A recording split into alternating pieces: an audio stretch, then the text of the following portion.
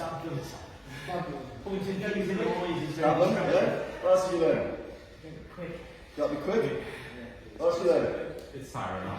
It's tiring. How many people kill each other at the same time? Many times. So this should impress upon you the stupidity of finding yourself in a fair fight. You know, it's important to learn the skill. Have your weight balance. If you fall over, you will die. Yeah? Have yourself, think of the target's hands. If you can put, see, you slice a hand a little bit, it might not drop a weapon. Drop a hand, drops the weapon, you're a winner. He dies. If you take out his eyes and he's blind, he dies. If he moves his eyes out of the way and he's off balance and then you stab him, he dies. But there is risk to both parties. But that's all you need to remember. Hands, eyes, get in, but most importantly, do not die. Do not die. The art of not dying is very important. Not enough people spend time thinking of the simultaneous reflex.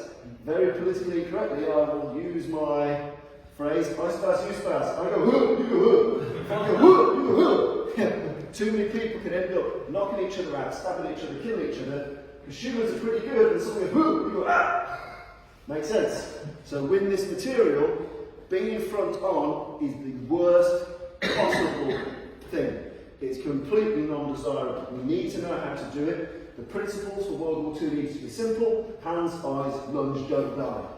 And bear in mind, you need to think anatomically. You know, you need to think arterial pathways, heart. You need to know a little bit about the human body and where to put those lunges. Okay? Makes sense? Now let's look at some of the better usages of it. Volunteer to be a rifleman. Right, can you put this, sling it?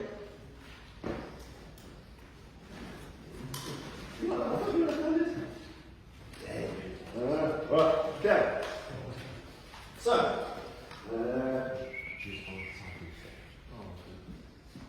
right. It's World War II. Nearly every fucker's got a gun. You, because you're a spy, an agent, you are Svetlana, the typist. If you're lucky, you've got a proper fighting knife. If you're unlucky, you've had to nick it from someone's kitchen. You have no idea how good this knife is, but you got some, right? So we're going to look at why hands and eyes are important. So let's say I'm being questioned by Uberhans, the Ubermensch over here, right? Now if we start to think of hands and eyes, as soon as I chop at this hand, it's going to find it very hard to use the rifle. He might still hold on to it, but his immediate thought will probably not be, how can I orientate, make space, rack and shoot?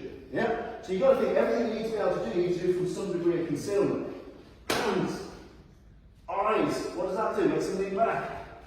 Thrust. Now he's got a shooter, which means that unlike blade on blade, my golden thing is sucking away his space. Yeah? So unlike blade on blade, if I blade on blade, I'd stab him and I'd shift.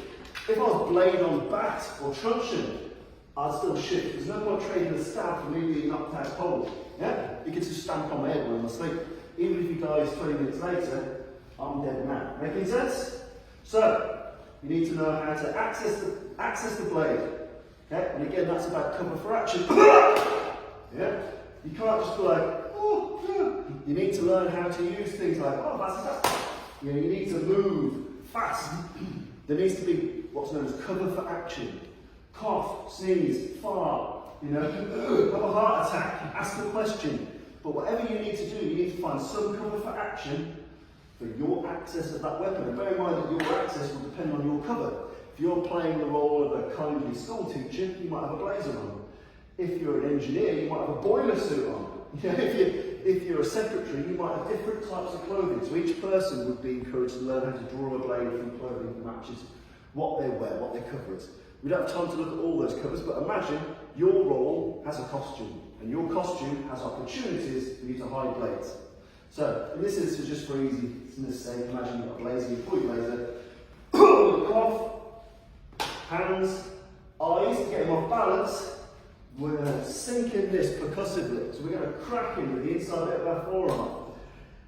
and then we're going to shank him to death. Now the important thing is he needs to feel like he's in a tumble dryer with a brick, in that he needs to feel constantly